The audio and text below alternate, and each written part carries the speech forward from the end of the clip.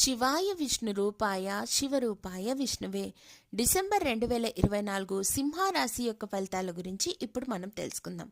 ఈ మాసంలో సింహరాశి వారికి రాహు స్థానం అంతగా బాగలేదు. బృహస్పతి అంటే గురువు స్థానం కూడా కొంచెం ఇబ్బందికరంగా ఉంది. శని సప్తమ స్థానంలో ఉన్నాడు. అనుకూలంగా ఉంది అని అయితే చెప్పలేం. శక్తి స్వరూపి అయిన కుజుడు కూడా ఈ నెలలో 4వ ఇంటికి మరియు 9వ ఇంటికి అధిపతిగా ఉంటూ తిరోగమన ప్రక్రియ చేస్తున్నాడు. దీని కారణంగా కెరీర్లో ఒడిదుడుకులు అనేటివి రాబోతున్నాయి.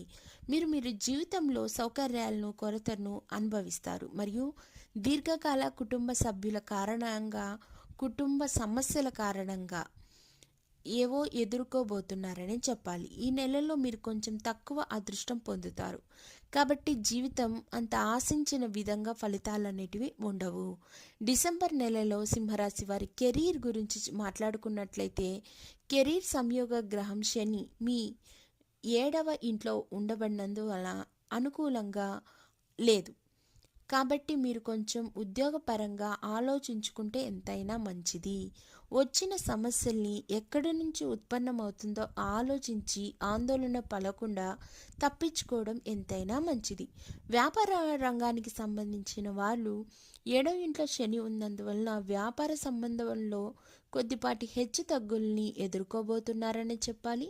ఆశించిన ప్రయోజనాలను అయితే పొందే స్థితిలో ఉండరు. ప్రయోజనాలు పొందడానికైతే మీరు మరింత కష్టం చేయవలసి ఉంటుంది.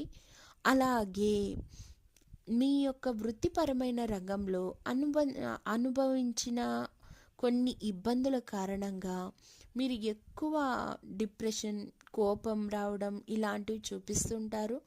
ఇలాంటివి అవసరం లేదు. ఎందుకంటే దీనివల్ల మీ హెల్త్ పరమైన ఇష్యూస్ ఎదురయ్యే అవకాశం కనిపిస్తుంది. కాబట్టి మీ ఆరోగ్యం పట్ల శ్రద్ధ అనేది ఎంతైనా అవసరం. శుక్రుడు 7వ ఇంట్లో ఉన్నందువల్ల మీరు వృత్తిపరమైన భాగస్వామ్య వ్యాపారాల్లో సమస్యలు తలెత్తకుండా మీ పేరు ప్రతిష్టలకు గౌరవానికి ఎటువంటి ప్రమాదం కలగకుండా గమనించుకుంటూ ఉంటే సరిపోతుంది. మీ సహ ఉద్యోగులతో వాగ్వాదాలకు దిగకుండా సామరస్యత ఎంతైనా అవసరం.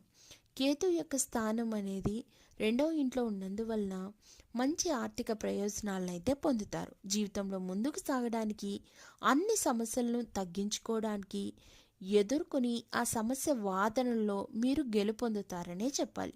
ప్రతిరోజు ఆదిత్య హృదయ స్తోత్రం జపించడం ద్వారా అన్ని గ్రహాల అనుగ్రహం కలిగి ముఖ్యంగా సూర్యనారాయణుడి యొక్క అనుగ్రహంతో మీరు చేసే ప్రతి పనిలోనూ మీ ముందు వెనుక భగవంతుడు శ్రీమన్నారాయణుడి నడిపిస్తాడనేసి నమ్ముతూ ఆదిత్య హృదయ స్తోత్రం ప్రతిరోజు ఉదయాన్నే వినటం ద్వారా సానుకూలమైన ఫలితాలను అయితే పొందుతారనే చెప్పాలి. ధన్యవాదములు.